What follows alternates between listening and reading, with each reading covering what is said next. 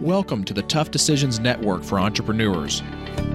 I'm Dan Handford, and my wife, Dennae, and I interview successful people sharing stories behind tough decisions that they've had to make along their journey as an entrepreneur.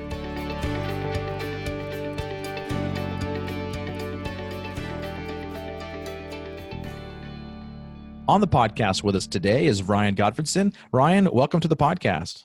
Hey, thanks for having me on. I've been looking forward to this.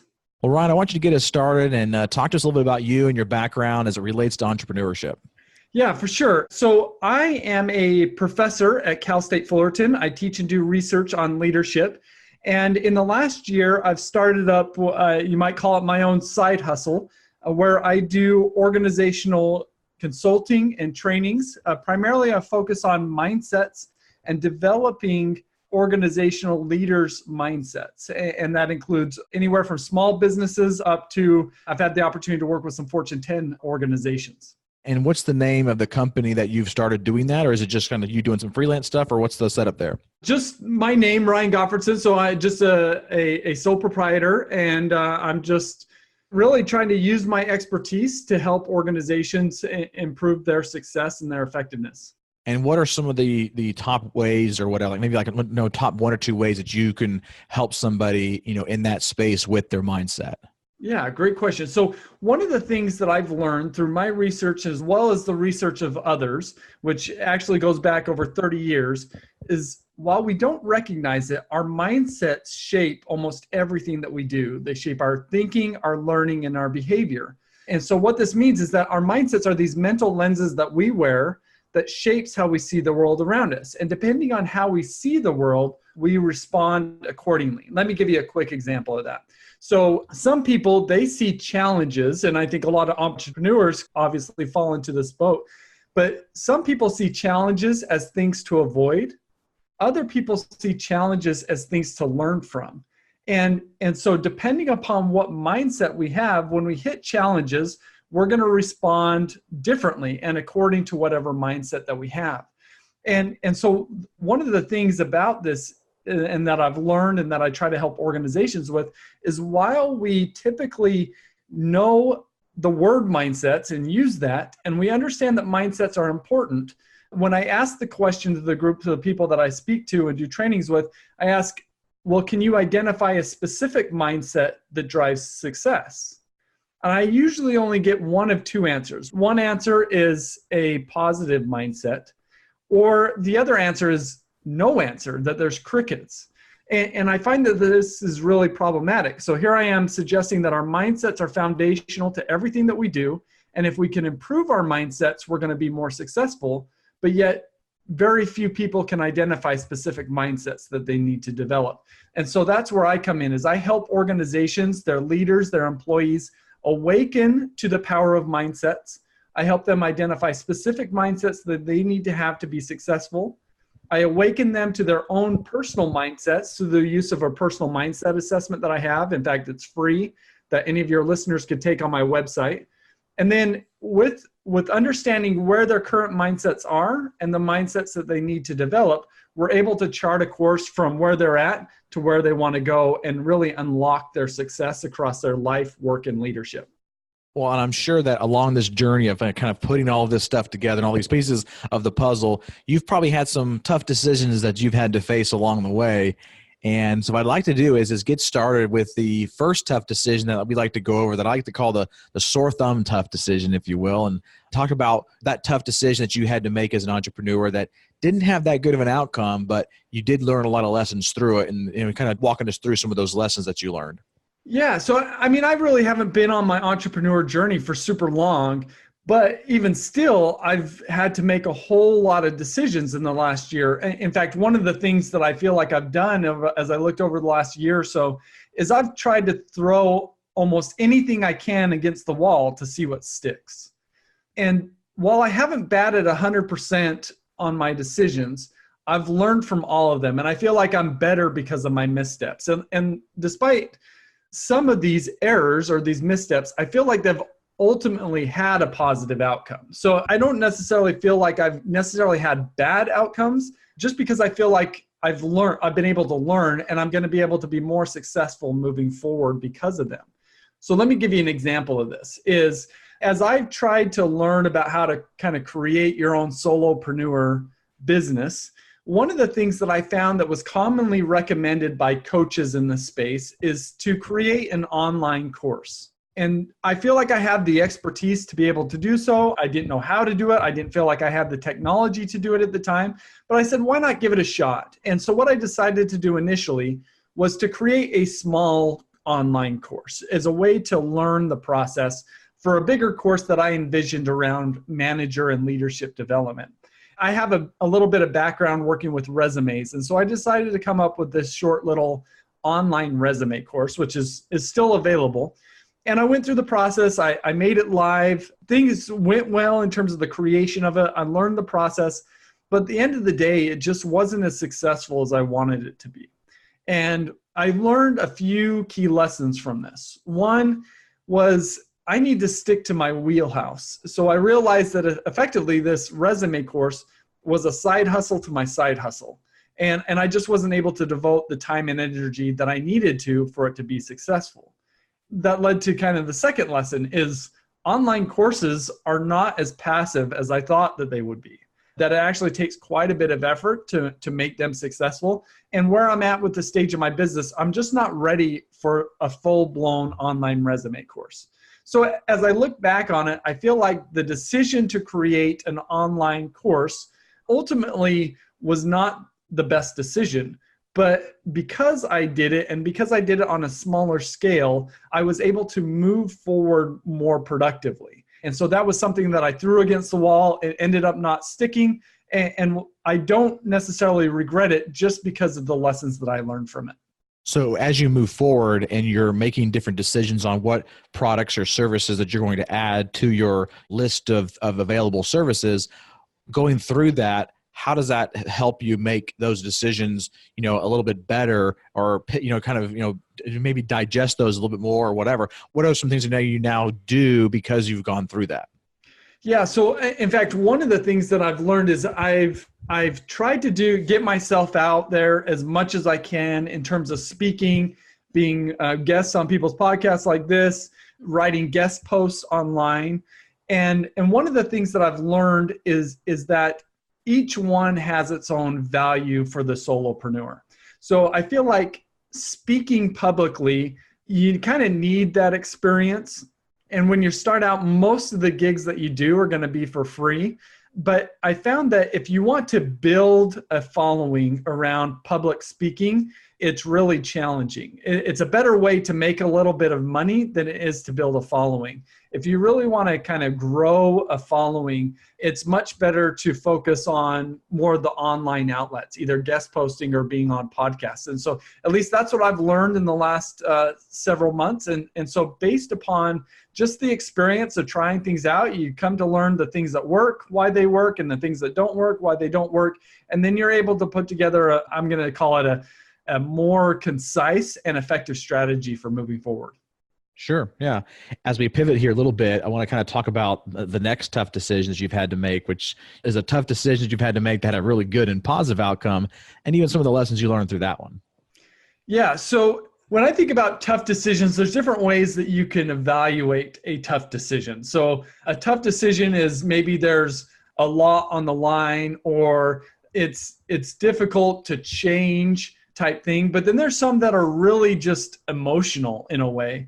And one tough decision that I made fairly early on was this more, I don't feel like it was a big decision, but it was kind of emotional decision in the sense of I decided that I wanted to write a book and on mindsets, and that was just a goal of mine. And I thought it would be a way to help me grow my business, which I still think it is. And so early on in the process, I decided that I was going to start waking up at 5 o'clock in the morning and write every day from 5 to 7. And so this required me to, as I'm thinking about this in the moment, I'm thinking, can I give up some sleep? And that was actually a really tough decision because I enjoy sleep, but I also love the idea of writing a book and being successful because of it. And so over the course of the last year, I've devoted every morning from 5 to 7 to write my book. And after a year, I've completed the book. I'm now working on editing it. And in fact, Great news for me is this last week, I was actually able to sign with the publisher. So we're working to get it out to the public in the next 7 or 8 months. That's awesome. So how long did it actually take you to write the book? So the first draft, a couple hours a day, and I've just been doing it Monday through Friday, and then I'll work some Saturdays on it, but not many. And it took me, I started May 1st of last year, and it took me until about October to write the book as well as to write a book proposal. And I would say it's a fairly lengthy book. So we're sitting at probably around 65,000 words. So I tried my best. My goal was to try to do 1,000 words a day.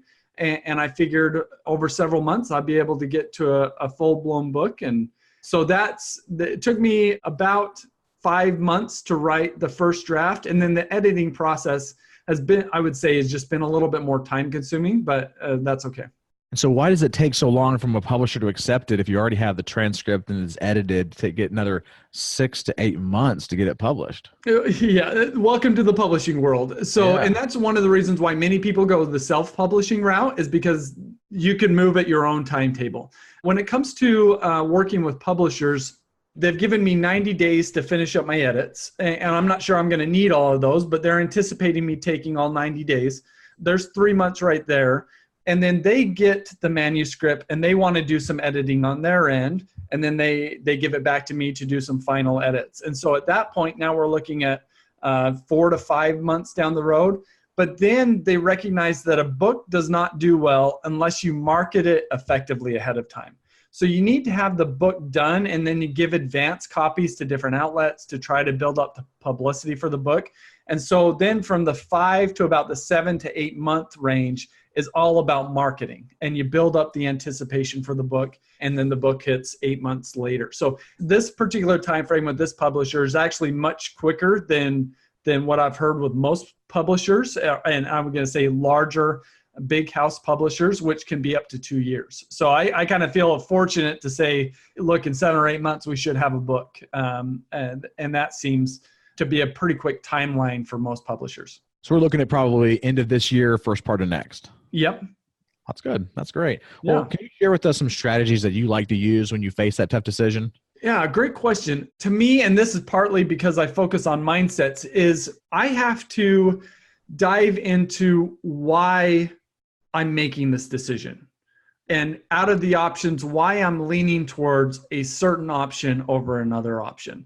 In other words, I've got to get at my motives, because one of the things that I've learned is that we have a tendency to be biased. I mean, that's just kind of an aspect of being human. And we're not always biased towards the right things. And so if I could question my motives in an effective manner, it helps me to better see the future associated with different decision options. And so in particular, some of the motives that I focus on revolve around, is this purpose focused or comfort focused? Is this something that's designed to benefit me, or is it designed to benefit others? And so by going through some of these questions and kind of gauging my motives, it helps me to make, I'm going to say, more sound decisions. So I'm trying to think about this a little bit because, I have a lot of friends of mine that are, big fans of different motivational speakers and stuff like that. And, one of the things they always talk about is having this, positive mindset. And I've never really been attracted to that kind of motivational, thinking, because I think that so many people get caught up in, all I have to do is have this positive mindset, and they fail to actually take action. They just think, if I think about this long enough, then it's going to come to fruition. And that's not the case. And I see so many people that fall into that trap. So how do you avoid that trap? Yeah, I love that you say that, because again, that's kind of the answer that I get from most people when they say, when I ask, what mindset do you have? They say a positive mindset, but what does that mean? And so I focus on helping people develop 4 specific mindsets. Let me go through those really quickly. So the first one is called a growth mindset. This is when we believe that we could change our talents, abilities, and intelligence. When we believe that we could change our talents, abilities, and intelligence, we're able to see challenges as opportunities to learn and grow. The opposite of a growth mindset is a fixed mindset. And this is when we believe that we can't change. And when we believe that we can't change and we run up against a challenge or a potential for failure, we have a tendency to run away from that, because if we were to fail and we don't believe we can change, then we're left to internalize that as though we are failures. And so the first mindset that individuals need to have is they need to have a growth mindset. They need to believe that they could change, and they need to welcome challenges and failures, opportunities to learn and grow. The second mindset is an open mindset. This is when we're open to the ideas and suggestions of others. Ultimately, what we're about when we have an open mindset is that we seek truth and we want to think optimally. And when we're in that place, we're open to the ideas and perspectives of others. We seek out their ideas. The opposite is a closed mindset, when we think that we are right, and so we're no longer open to seeking out other people's ideas. The third mindset is called a promotion mindset. This is when we're seeking to win and gain. The opposite of that is a prevention mindset, when we're trying not to lose. So when I ask the question, when I introspect and I ask, what are my motives for this? I could say, is the solution I'm coming up with, is it about winning or is it about preventing problems? And what research has found is overwhelmingly those who have this promotion mindset are more motivated, they're more engaged, they're more creative, and they're harder working people than those that have a prevention mindset. And then the last one is an outward mindset. This is when we are able to see others as people and we value them as such. So we see them as others as being just as important as ourselves. And that differs from an inward mindset, which is when we think that we are more important than others, leaving us to see others as objects. And so by talking about these 4 sets of mindsets, it allows us to dive deeper into this idea of what exactly is a positive mindset overall. And we can make it more tangible, and we can see how there's some mindsets that aren't very healthy, and there's other mindsets that are much more healthy. And if we can identify where we are at between these unhealthy and healthy mindsets, then we become empowered to improve our mindsets and to think more clearly and to see the world in a much more positive way. We're going to go take a quick break here, and when we come back, we're going to be talking about a series of quick questions and answers with Ryan called the Trifecta. Have you ever thought about investing in real estate but find yourself so busy that you don't have time for it? Do you have FOMO, which is the fear of missing out? At HanfordCapital.com, we help investors with passive real estate investments that project better returns than traditional investment vehicles such as the stock market. If you'd like to find out more about our passive real estate investments, visit HanfordCapital.com.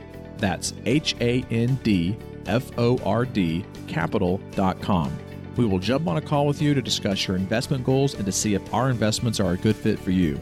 This advertisement is not to be construed as an offer or recommendation to buy or sell a security. Visit HanfordCapital.com. And we are back with Ryan Gottfredson. Ryan, I want you to go through this series of quick questions and answers we call the Trifecta, and get us started with talking to us about your favorite technology that you use in business that helps make your life easier every day. Yeah, and I'm not sure how applicable this is going to be to your listeners, but hopefully to some it will be. So as I mentioned, I've got a personal mindset assessment that I use, and it's my primary business tool. So when I go into organizations, I usually have them take the personal mindset assessment as a part of this kind of self-awareness awakening. And so the technology that I use for this is a survey platform called Qualtrics, which is just fantastic to work with in terms of any surveying, but particularly surveying where you want to produce some reports. And they have some great customer service overall as a company. So I couldn't recommend them more in terms of for people who are wanting to do some sort of surveying. And what's a favorite quote that you've heard that has helped you as an entrepreneur? Yeah, I mean, really, there's a quote that got me to start my business. I used to, if you would have asked me 2 years ago if I would have ever started my own business, I would have said you're crazy. But there's a quote by, and I may not pronounce this name correctly, but Anais Nin, and she says, "And the day came when the risk to remain tight in a bud was more painful than the risk it took to blossom." And I resonated so strongly with that right before I started my business, because I felt like I was just kind of busting at the seams to do something greater and grander than what I was doing. And while it was scary to start my own business, I recognized that it was more painful to stay where I was than what the future might entail with my business. And what's a favorite book that has helped you make better decisions as an entrepreneur? Yeah, great. Can I give more than one? Yeah, you can give two. Oh, okay. Well, I could really give a whole list. Let me give two. So one is actually one that I picked up recently, and I loved it so much I read it twice. And I actually would say I'm a pretty big reader. I think it's the best business book that's out there. And the book is called Creativity, Inc. It's written by Ed Catmull, who's the president of Disney Animation as well as Pixar Animation. And it's just an unreal book about how to be a great leader, how to create an environment where tough and great decisions can take place so that people and organizations can be innovative and creative. So I love the book. Another book is called Principles by Ray Dalio. So Ray Dalio is the founder, Bridgewater Associates, the largest and most successful hedge fund of all time. And in it, he lays out his principles for success. And in that it's just filled with so much great information about how to make tough decisions and the role that information and openness and overcoming your own bias plays in making those decisions. So those are two books that I think are really powerful for making better decisions. So Ryan, what's the next thing for you right now on your vision or dream board? Yeah, so one is getting the book out there, making it a reality. So finish up the editing process and working with my publisher to get it out into the world. Another thing is, as I've been doing more and more consulting, I've been fortunate enough to land the largest telecommunications company in Europe. So I'm going to have 700 of their executives take my mindset assessment. And then it's looking like I'll be able to go over to Germany in this fall to do some training with those executives. So just making sure I nail that project for them and really add value to their organization. Well, that's pretty exciting. That's a pretty good gig you have with them. Yeah, I'm very fortunate for that. Well, how can the listeners reach out to you if they want to follow you more, or maybe have you come and speak to their leaders? Yeah, so the best way to reach me is through my website. So it's ryangottfredson.com. I, of course, encourage everybody to take my personal mindset assessment, which you can find right there on the homepage. I'm also on LinkedIn. Would love to connect there. Well, Ryan, thank you so much for taking some time out of your schedule to be with us here today and sharing us some of these insights. We look forward to continuing to follow you as you grow as an entrepreneur and also having you back on a future episode. That sounds great. Keep up the great work, Dan. Thank you for listening to the Tough Decisions Network. Be sure to visit toughdecisions.net to gain access to show notes for this episode and to join our free weekly entrepreneur email where we will send you news about the latest technology for your business, inspiring quotes, and the latest books for entrepreneurs. That's toughdecisions.net.